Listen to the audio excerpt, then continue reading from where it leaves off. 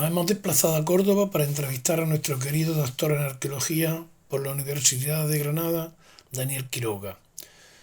Lleva desde el año 2009 trabajando en proyectos de localización e identificación de víctimas de la guerra civil y la dictadura.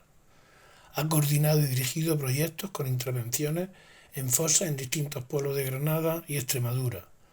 Ha colaborado en los parajes del Parque de García Lorca, Alfacal y el Barranco de Bizna. En la actualidad es el director de los trabajos de búsqueda de víctimas de la represión en el Cementerio de la Salud, Córdoba. ¿Qué te llevó a estudiar arqueología? Pues un poco eso, sobre todo la influencia con mi madre. Mi madre, además de una enamorada del arte y de la historia, es una gran lectora, ha hecho también algún pequeño pinito, ha escrito sus libros y realmente desde pequeño he viajado mucho con mi madre. Y no solo eso, creo que es algo que si algún día tengo un hijo también lo repetiré, me ha leído muchísimo. No solo me ha inspirado a que yo leyera, sino que ella me ha leído. Yo todas las noches, cuando terminaba de estudiar o cuando terminaba de cenar, antes de ir a la cama, yo tenía una litera, a pesar de ser hijo único, yo tenía una litera y mi madre se tumbaba en la litera y yo andaba trajinando de arriba para abajo y me leía. Y me ha leído grandes libros en esa época, en muchos relacionados con la historia. Y no sé, entre los viajes y el amor de mi madre, y que yo siempre he sido curioso, y realmente siempre me lo he tomado como un libro más, por ejemplo, como asignatura en el colegio. La historia nunca me ha supuesto ningún esfuerzo. Yo me lo leía y era como un cuento para mí y yo podía reproducir perfectamente luego ese cuento sin tener que estudiarlo. Entonces, el hecho del amor y la facilidad, pues ha llevado a eso, yo creo. ¿Qué es la arqueología? ¿Qué es la arqueología? La arqueología es una disciplina científica que bebe de un montón de conocimientos en un montón de campos científicos que lo que intenta es estudiar a partir de la cultura de material de distintas culturas, se puede decir, o de distintas épocas, distintas cronologías, no sé, sí, culturas se podría decir. Se acerca al conocimiento de las mismas, a partir de esa cultura de material. ¿Qué pasa? Que esto no es puramente arqueología. Como decimos, el proceso de búsqueda en las fosas utiliza alguna metodología de la arqueología para hipotetizar y para obtener datos y obtener conclusiones. Pero esto es como una arqueología plus, es una arqueología enriquecida, porque piensa que tenemos datos también contemporáneos, bebemos también mucho de la historiografía, bebemos mucho de la antropología cultural, mucho de las entrevistas, mucho de sociología, son más fuentes las que utilizamos a la hora de llegar a nuestras conclusiones. Pero en inicio la arqueología se definía como el estudio de los comportamientos en base a su cultura material. ¿Se miente en esta disciplina?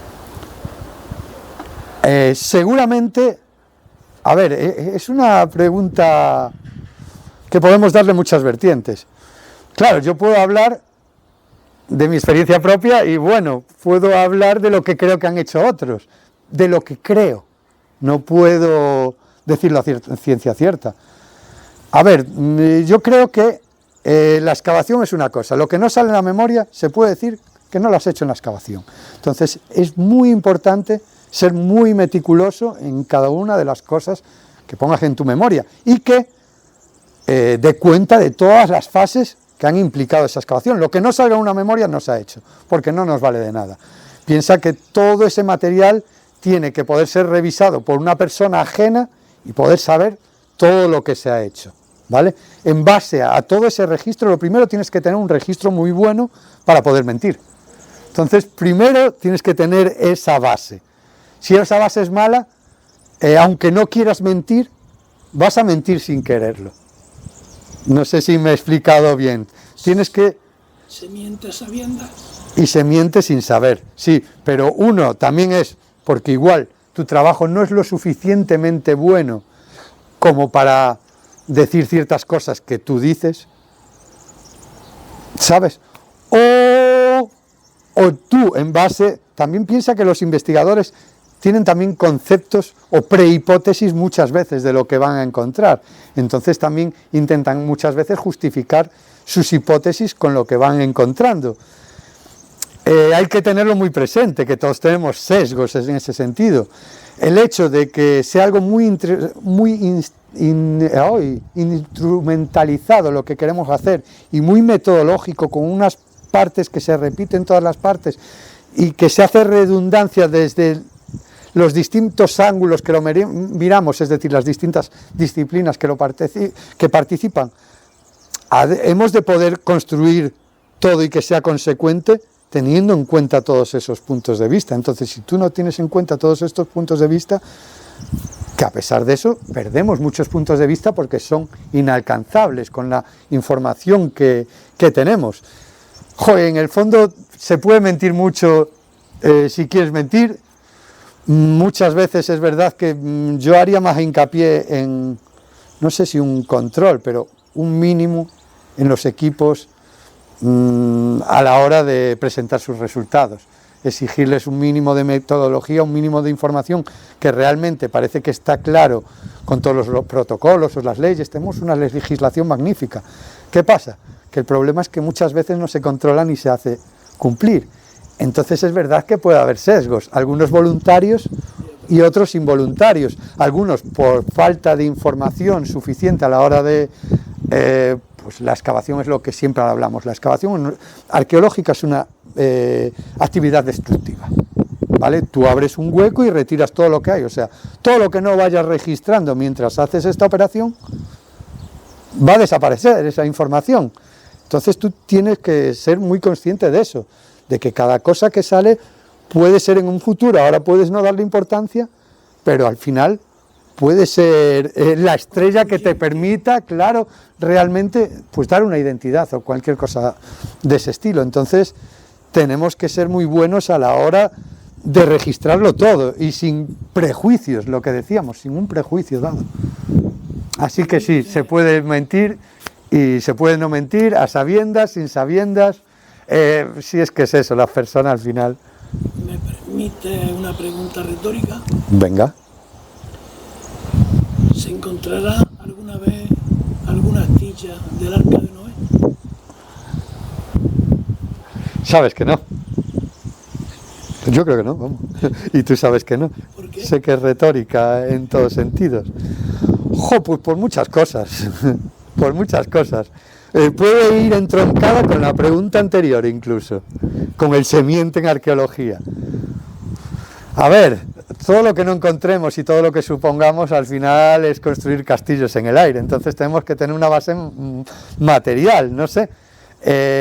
La Biblia es muy bonita y intenta explicar una realidad, es cultura al final la Biblia y es una forma, la ciencia antes quizá no podía explicar todo lo que tenemos, hoy en día no puede explicar todo lo que nos rodea, entonces es una forma también de dar explicación y organizar el mundo. Es a la vez política y es a la vez ciencia, ¿no? La religión en aquella época, hay que descontextualizarse y un poco ver cómo se vivía, cómo lo vivían y cómo explicaban las cosas. Desde la prehistoria se intentaron explicar el sol, la lluvia, y es un poco ese deseo, y además de dar un orden a una sociedad que cada vez era más compleja. Entonces hay que estructurar en cierto modo todo eso, y creo que la Biblia, el Corán, todos esos libros monoteístas, pues han bebido primero de todas las religiones anteriores, claro, y han hecho constructos a partir de esas religiones. Entonces, ¿hasta qué punto el Arca de Noé? Claro, yo qué sé. Ha trabajado en distintos lugares y enterramientos. ¿Qué diferencias ha encontrado y qué similitudes? Diferencias enormes. Cada contexto es un mundo totalmente diferente. Por ejemplo, ya hablando de los dos contextos que estamos hoy en día, Barranco de Biznar y Cementerio de la Salud. No tienen nada que ver ni la forma de buscar, ni la forma de excavar. A ver, piensa, Barranco de Biznar. Ahí lo más difícil es localizar las fosas, ¿vale?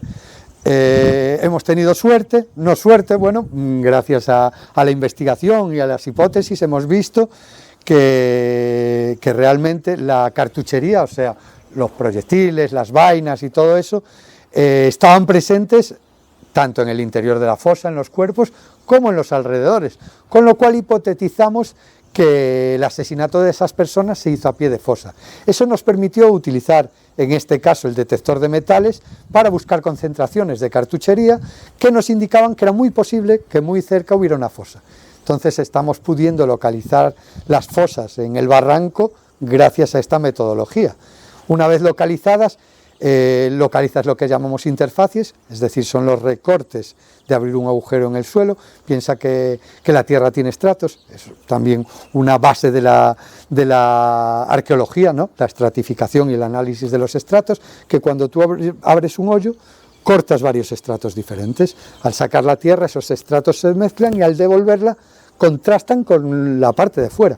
Y es lo que buscamos un poco, ese contraste, que nos indica que en un lugar donde no se abre manualmente o antrópicamente, no se abren hoyos para nada, no es zona de cultivo, no se mueve tierra, han hecho un agujero. ¿Qué implica ese agujero en esa zona? Con además la densidad de material de cartuchería que tenemos, implica que han hecho un agujero para meter a gente asesinada. Aquí es totalmente diferente. Piensa que todo, ahí por ejemplo en el barranco también los métodos geofísicos podrían llegar a resultar factibles, además del detector de metales, porque no hay un movimiento constante de tierra y cada interfaz y cada excavación nos está hablando de una fosa, de un número de personas que han sido asesinadas y depositadas en ese lugar.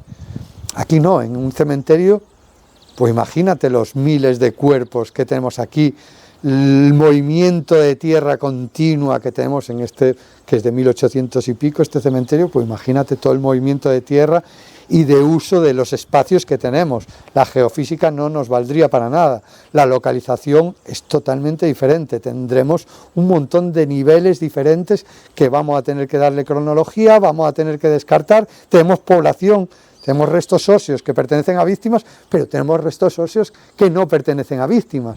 Pues ya solo con eso, allí excavamos a 1 metro de profundidad en Biznar. Aquí llegamos a los 4 metros y pico, sí, a veces a nada, flor de piel. Tenemos un hueco prehecho que sabemos que todos los restos están ahí dentro. Aquí no, aquí hay tanto usos anteriores como en el momento que no tienen que ver con la represión, como posteriores que nos pueden romper esos espacios. Nos podemos encontrar fosas destrozadas por enterramientos posteriores. Luego la conservación. Date cuenta, Antonio, cuando tú vas a Biznar, están perfectos los restos óseos, están perfectos, no hay hundimientos, no hay vanos de aire debajo, no hay hundimientos. Aquí es todo lo contrario. Aquí los huesos, además de toda la tierra que tienen por encima, toda la presión, tenemos también arcillas expansivas que con el agua dilatan y contraen, eso también crea tracción. Luego lo que hablábamos, los recortes por debajo de los depósitos múltiples que hacen que se produzcan hundimientos, que se mezclen los cuerpos de hasta 18 personas en agujeros de 2 metros y pico en el medio de una fosa. O sea, es muy diferente y cada sitio es un mundo, porque incluso dentro de los cementerios se entierra de forma diferente. No se entierra igual en un cementerio grande de una ciudad como es este que en un pueblo chiquitillo. Entonces ya te digo, es que casi cada lugar es un mundo y lo primero que tienes que hacerte es con ese contexto y con esa cronología y con el uso del espacio a lo largo de los años. Por eso también bebemos mucho de la fotografía aérea y de otras cosas accesorias que son fundamentales para nosotros. Hablando en términos generales, ¿qué métodos nuevos habéis incorporado para localizar la fosa y cuáles habéis desechado? Otra vez, te vuelvo a lo mismo, depende del contexto siempre. Depende del contexto. Por ejemplo, ahora estuvimos no hace mucho en Guareña. En Guareña es un sitio en Badajoz donde en el 38 entran las tropas golpistas y bueno, asesinan una vez que han abandonado esa posición porque ha caído la Bolsa de la Serena, bueno, operaciones militares de la zona. Ahí tenía un cerro, que era una zona de fortificación, de trincheras, donde supuestamente una vez abandonadas la utilizan para meter a gente asesinada. En este caso creo que son 10-12 personas las que buscamos, que supuestamente estaban en las trincheras. Entonces ahí, por ejemplo, los métodos de detección son fundamentales. La geofísica, sea georradar, eléctrica, sísmica, todo lo que podamos utilizar y que nos lea el subsuelo. Piensa que es un espacio mucho más amplio, que nos lea el subsuelo y que primero nos pueda localizar lo que es la trinchera, para luego ya poder vaciar esa trinchera y llegar, van a ser geniales. Los drones, la fotografía aérea, el hecho de poder tener ahora el LIDAR o cámaras térmicas o todo eso, pues nos permiten también a nivel... Claro, eso para un cementerio no nos vale igual, nos tenemos que recurrir a la fotografía aérea histórica y un poco con esos límites que nos da la resolución en ciertas épocas.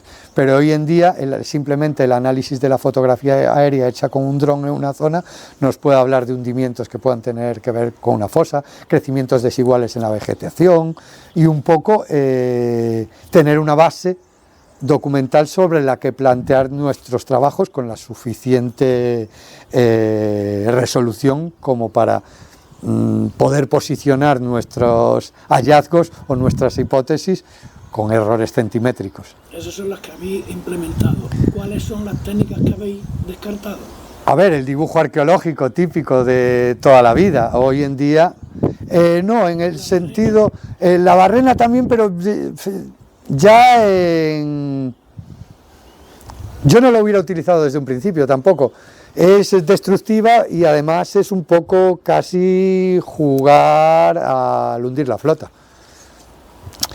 Empezaría con la geofísica. Si luego quisiera quizás sacar algún muestreo de tal, podría utilizar la barrena. No creo que lo hiciera en estos casos, pero todas pueden ser, en cada contexto yo creo, que en cada contexto todas pueden ser útiles, pero por ejemplo cosas ya obsoletas es el dibujo arqueológico, coger las cintas métricas y la plomada y tu papel milimetrado. Hoy en día, por ejemplo, lo que hablábamos, tenemos la fotogrametría, que a partir de fotografías, una estación total para tener georreferenciados ciertos puntos, podemos tener un levantamiento en 3 dimensiones de lo que está ocurriendo en nuestra excavación en ese momento concreto. Eso está dentro de nuestra metodología y lo hacemos muy a menudo.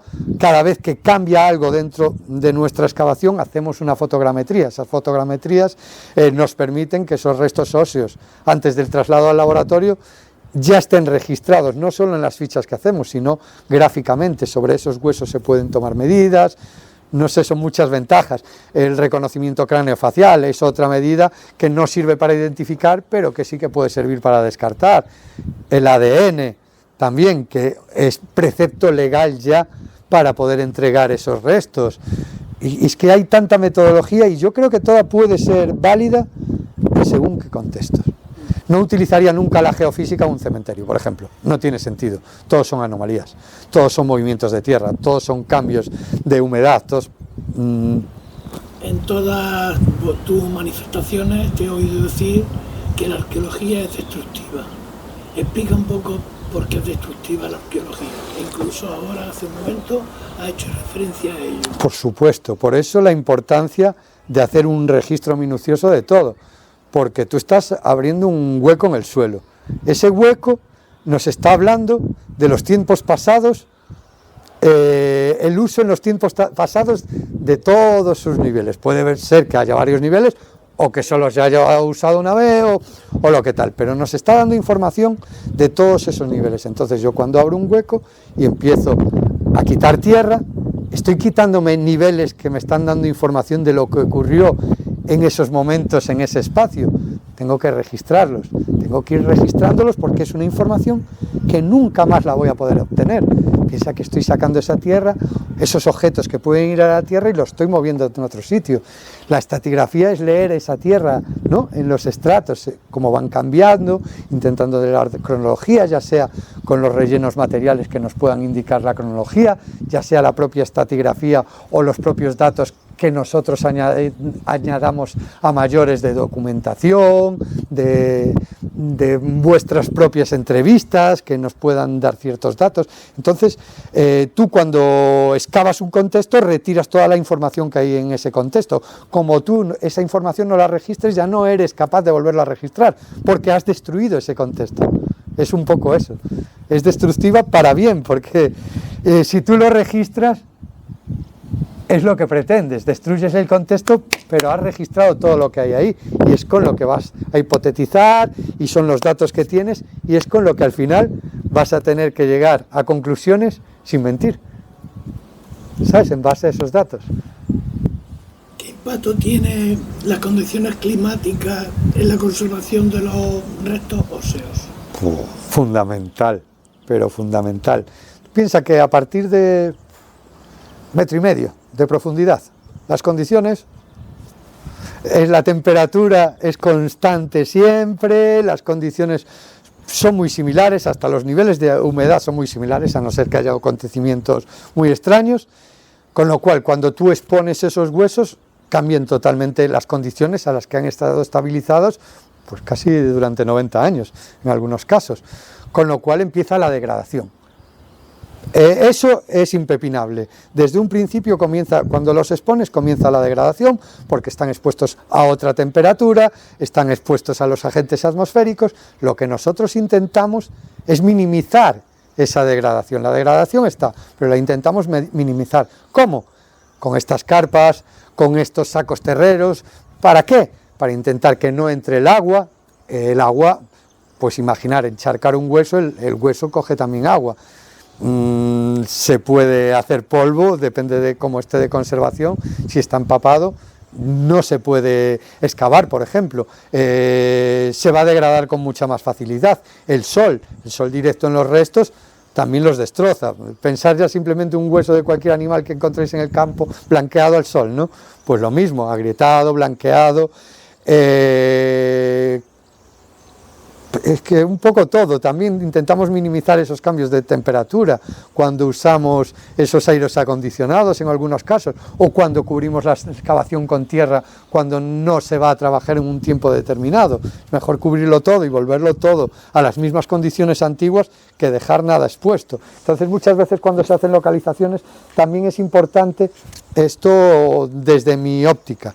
Es importante no exponer excesivamente los huesos si no los pretendes exhumar, ¿vale? Igual intentas delimitar la fosa, eso es importante, porque era lo que decíamos, tenemos que hacer un sondeo que nos coja esa fosa completa, porque es un momento completo de represión en un momento determinado y tenemos que tratar como un depósito único, entonces no podemos hacerlo a medias, no sería metodológicamente lo más correcto, la verdad. No sé si he respondido a esta pregunta, Antonio, ¿sí? ¿Qué diferencia entre las fosas encontradas franquistas y los represaliados republicanos? A ver, fosas franquistas, no creo que queden fosas franquistas como tal. Además, esto es algo que yo siempre me refiero a la hora de diferenciar. Me gusta diferenciar siempre el golpe militar de la guerra civil y del franquismo posterior. No, claro, es un golpe, claro, yo diría, es un golpe militar, claro, que trae como consecuencia una guerra civil y posteriormente una dictadura. Entonces hay que llamarlo primero como es, en ese sentido. Entonces, ¿qué hablamos? Me acabo de perder. Hablábamos de los golpistas, ¿no? De los franquistas, de las fosas, vale. De las fosas de una parte y las fosas de la otra. A ver, represión en ambos bandos seguramente no. Ha habido en ambos bandos. Los números son diferentes en el número de personas asesinadas. No los tengo ahora tan claros en la mente y no los voy a expresar, pero no lo sé, pero sí que sé que hay un decalaje bastante grande. La mayor diferencia que hay es que las fosas que crearon los republicanos ya han sido exhumadas, sus cuerpos se les han rendido homenajes, tienen sitios en los cementerios con ese homenaje, sus viudas con nombres y apellidos, donde sus viudas pueden ir a llevarles unas flores, a rendir ese rito, a cerrar esa muerte, porque saben dónde están, saben, no sé, incluso han recibido pensiones, han recibido compensaciones por las muertes de esas personas. Y esto estamos haciéndolo ahora. Esto en las fosas golpistas y franquistas, bueno, que tampoco podríamos llamarlo así, en las fosas creadas por los republicanos, pues el terror está ahí y la injusticia está ahí también. Son gente que sin un juicio previo fueron asesinados. ¿Qué pasa? Que hoy en día creo que quedarán pocas fosas de esa época. Se hizo ya durante la guerra, se fueron recuperando cuerpos de esas personas asesinadas. De hecho, la causa general buscaba a todas esas personas desaparecidas por el supuesto terror marxista, con lo cual ese trabajo ya se ha hecho. La gran diferencia es que 90 años después aún estamos intentando hacer el trabajo de las otras fosas, que son las que han quedado olvidadas. Y es un poco hacer que esas personas puedan llevar flores a una tumba con un nombre, rendir un homenaje, conocer su historia. No sé, son desaparecidos, con toda la pena que puede llevar eso y con todas las heridas abiertas que supone tener una persona desaparecida. ¿Qué importancia tienen los objetos encontrados en la fosa? Tiene, a mi forma de ver, tienen importancia, pero por varios puntos diferentes. Una, la propia materialidad a la hora de explicar la fosa y ese individuo nos puede ayudar a acercarnos a ese individuo. Los materiales que suelen ir asociados a los cuerpos son indumentaria. Es verdad que, por ejemplo, hoy en día sería más complicado, pero en esa época el sexo, a partir de la materialidad, se puede deducir muy bien.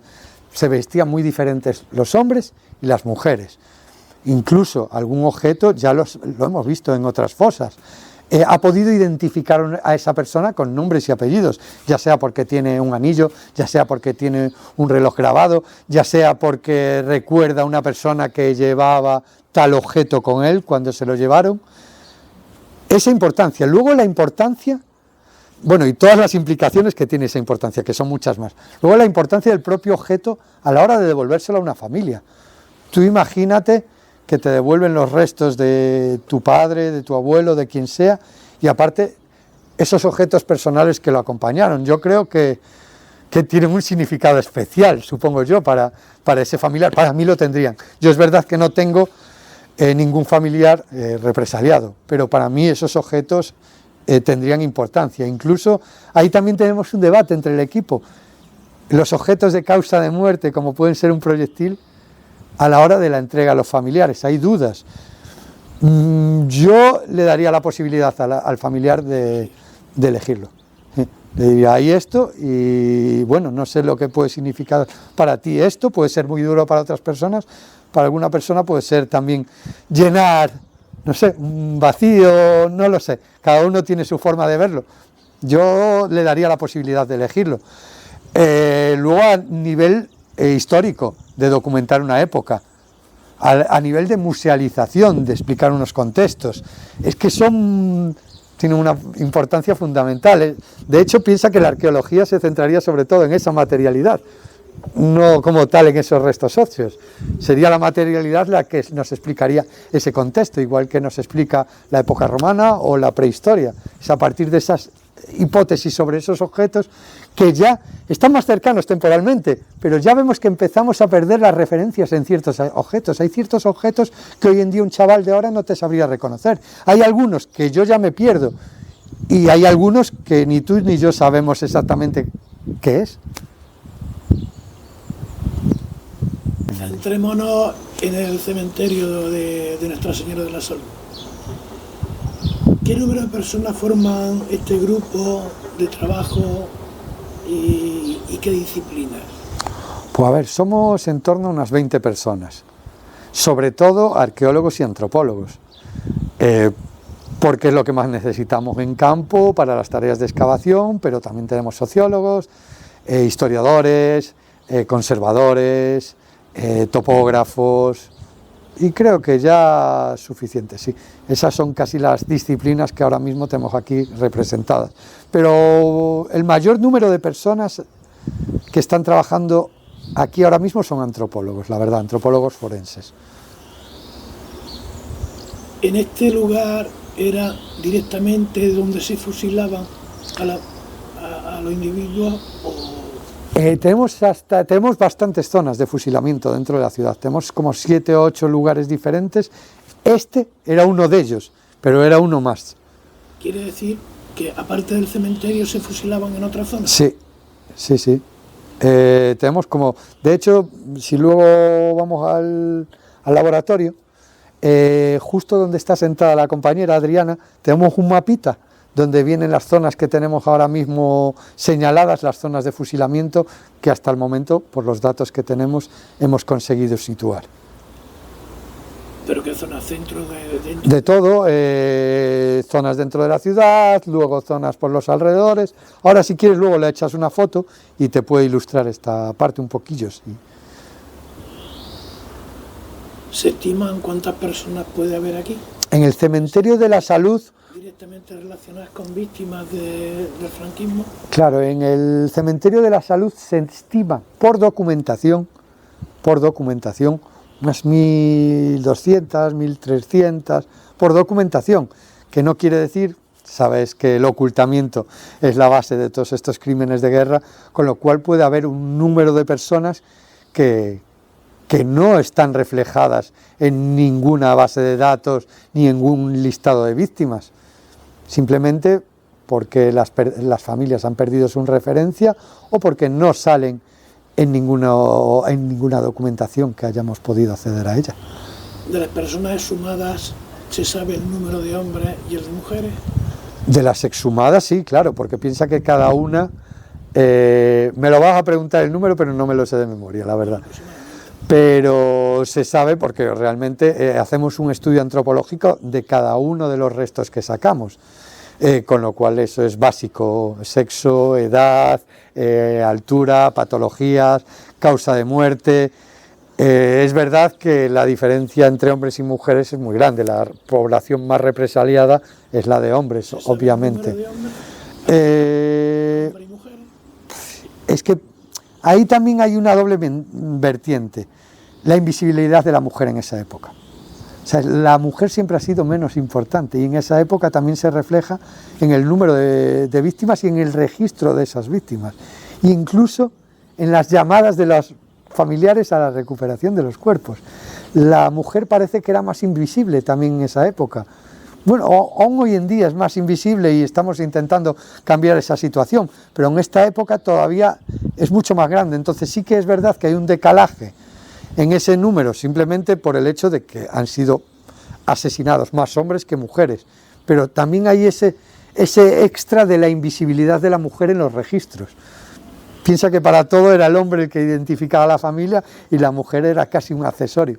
Pues lo mismo a la hora de la represión y a la hora de la documentación parece que pasa lo mismo. Creo que ahora mismo la tierra, la excavación arqueológica, antropológica, pues de los 134 víctimas que tenemos hoy en día en base a muerte violenta, porque sí que hay algunos que están en duda porque no hemos encontrado una causa de muerte violenta, pero sí que ocupaban esos mismos espacios de represión, creo que deberemos tener unas 15 mujeres, te lo va a decir mejor la gente del laboratorio, pero igual unas 15 mujeres de los 130 y pico víctimas que teníamos. O sea, sí, muy poquita. Luego también hay que contrastar el número de mujeres que salen en los listados y en la documentación con lo que vamos encontrando, que también puede diferir. ¿Han presentado algunos familiares muestras de ADN para luego cotejar con lo que el laboratorio de genética de la Universidad de Granada? Sí, sí. Hasta el momento creo que tenemos unas 300 muestras, casi 270, 280, 300, que parecen muchas, pero son muy poquitas. Más si tenemos en cuenta el número de la represión en Córdoba. Bueno, en Córdoba piensa que las cárceles provinciales aglutinan la represión casi en la provincia. Entonces aquí en Córdoba sí tenemos gente asesinada en las fosas de Córdoba, pero tenemos de todos los municipios de Córdoba, tenemos de un montón de municipios de España y tenemos gente del extranjero, tenemos más de 20 nacionalidades representadas, creo. Gente de las brigadas internacionales, por ejemplo, o la famosa René Lafont, también periodista francesa que fue asesinada aquí. Con lo cual, me acabo de perder la pregunta, pero... Bueno, estábamos hablando de los familiares que habían dotado el... claro, que piensa... Que habían, dado ADN, piensa que ahora mismo tenemos aproximadamente, según los últimos estudios, unas 5.000 y pico personas asesinadas. Solo tenemos unas 300 muestras. Mira la diferencia. Por eso también animamos a toda la gente que pueda escuchar esta información a que se pongan en contacto con el equipo que esté realizando las exhumaciones en cada uno de los lugares. Aunque no tengan familiares, si tienen cualquier tipo de datos, si han escuchado cualquier historia, creo que es interesante tanto para esas personas que están buscando a los suyos, porque pueden darnos alguna clave que nos puede identificar. Pensar también en las sacas, que son grupos de personas. Muchas veces esas sacas tienen nombres y apellidos, y muchas veces no tenemos el dato de uno, pero sí de otro. Entonces pueden ayudar esas personas a identificar a otras, aunque no sea su intención la de recuperar sus cuerpos, ¿no? Por ello, también la divulgación y la difusión es importante, que llegue a todo el mundo lo que se está haciendo, no solo por el hecho de que es necesario conocer nuestra historia, sino por el hecho de que puede ayudar a la identificación y a la recuperación de esos cuerpos y poder entregarles a esas familias que sí que lo quieren a los suyos. Hay otro cementerio, que es el de San Rafael, hay víctimas allí también. También, y en mayor número que aquí, de hecho, aquí se estiman unas 1.300, 1.400, te estoy diciendo los números de memoria y puedo errar en alguno, ¿vale? Permitidme eso porque no tengo todos los datos en la cabeza.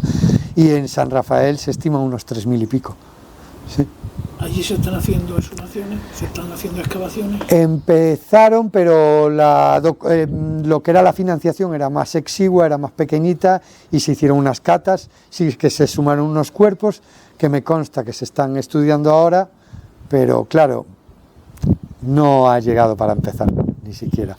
Ha sido muy pequeñita, los niveles de uso allí también están a mayor profundidad, la fosa del 36... Por ejemplo, nosotros estamos actuando ahora en las fosas del 36, allí no se puede actuar. ¿Por qué? Porque hay un memorial a los caídos por Dios y por España que cubre todas esas fosas, con lo cual primero tendríamos que darle una solución administrativa para exhumar esos cuerpos antes de poder acceder a las fosas. Entonces, ahora mismo no se puede acceder a las fosas hasta que no se haga ese trámite, porque es una cesión al ejército.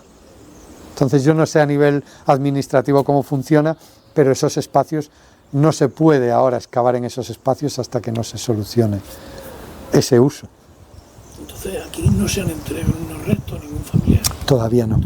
Piensa que llevamos unos 15 meses de trabajo y el laboratorio, con todas las grandes exhumaciones que ha habido en fosas de gran tamaño, creo que está un poco hasta arriba. Está hasta arriba, cada cuerpo lleva un tiempo procesar esos datos, lleva un tiempo estudiarlos, lleva un tiempo contrastarlos por cada una de esas muestras. Y si ya solo de un sitio están llegando 3.000, 4.000 muestras, pues imaginaros. No sé hasta qué punto se habrán contrastado, por ejemplo, los ADNs de los familiares con los de nuestros resultados actuales. No lo sé si ya se han empezado a contrastar, porque ya te digo, por las noticias que vemos en toda Andalucía, que realmente los tiempos se están dilatando en la toma de ADN por la gran cantidad de muestras que les está llegando al laboratorio.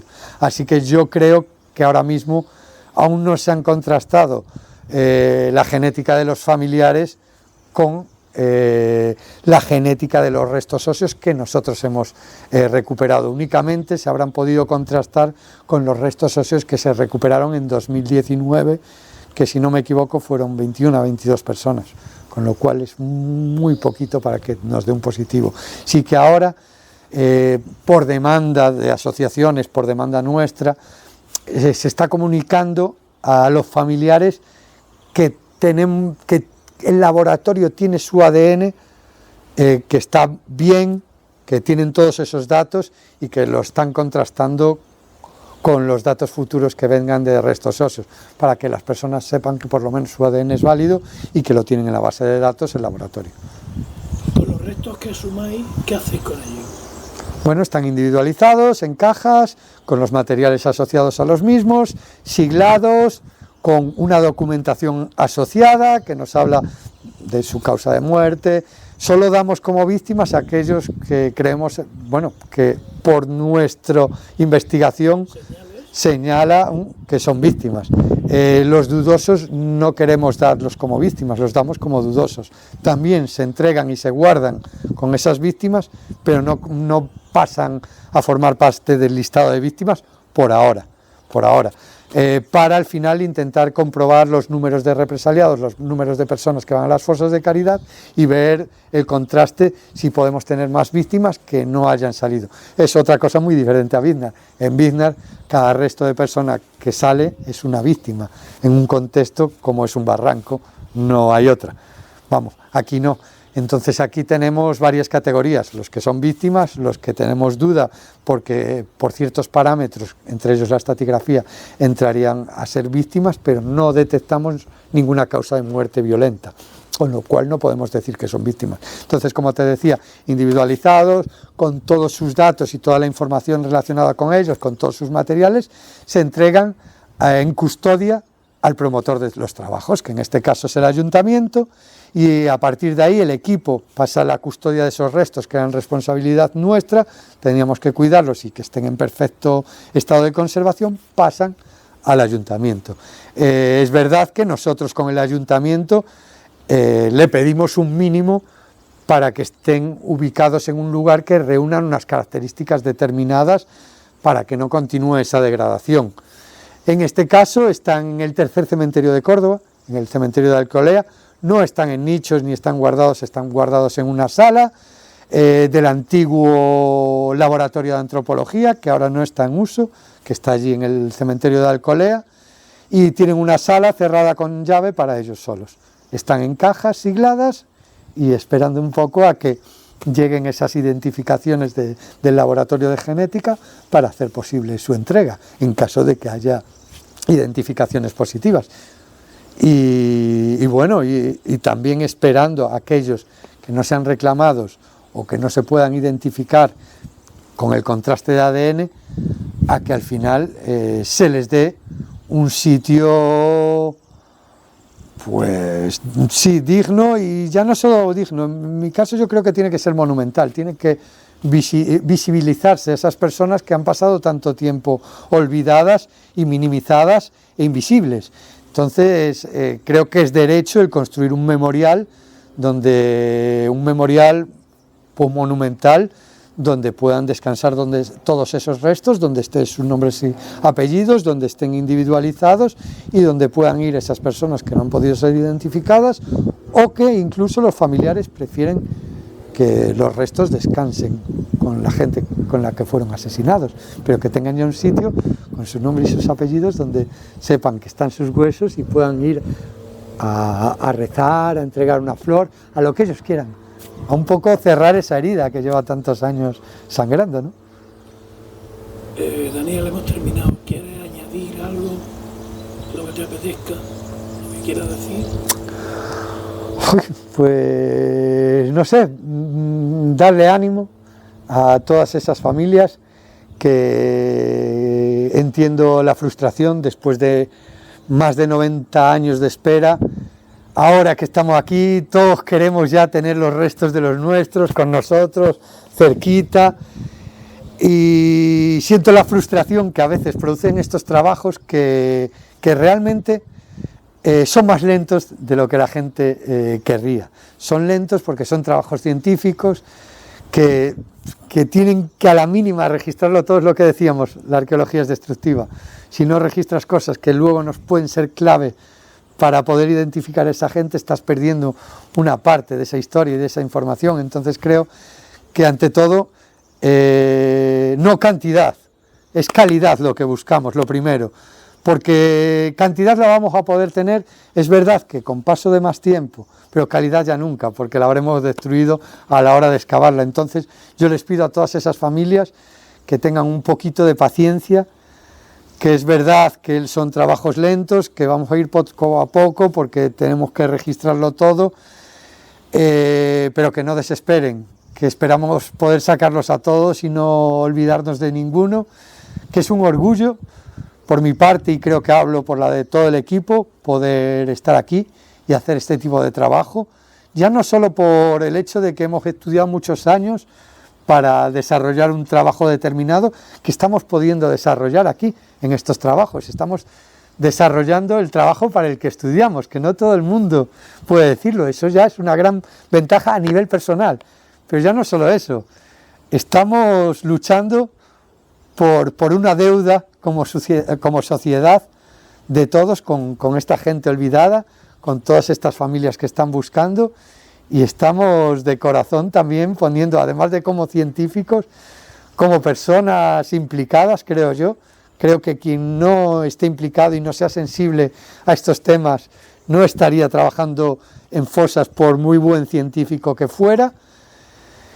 Y dar las gracias a todas esas familias y a todos esos historiadores y todos esos profesionales que han trabajado durante tantos años y han estado durante tantos años luchando para que hoy nosotros estemos aquí como ese último eslabón, ¿no?, que se une a todo ese trabajo anterior y que va a permitir que lleguemos a la verdad, a obtener la justicia, una reparación justa para todas las víctimas y para todas sus familias, y bueno, y que la gente aprenda que esto es una barbaridad, que esto nunca más se debe volver a repetir, el derecho a la no repetición. Muchas gracias por tu empatía, gracias por ser como eres. Muchas gracias a ti, Antonio, por todo, y mucho ánimo.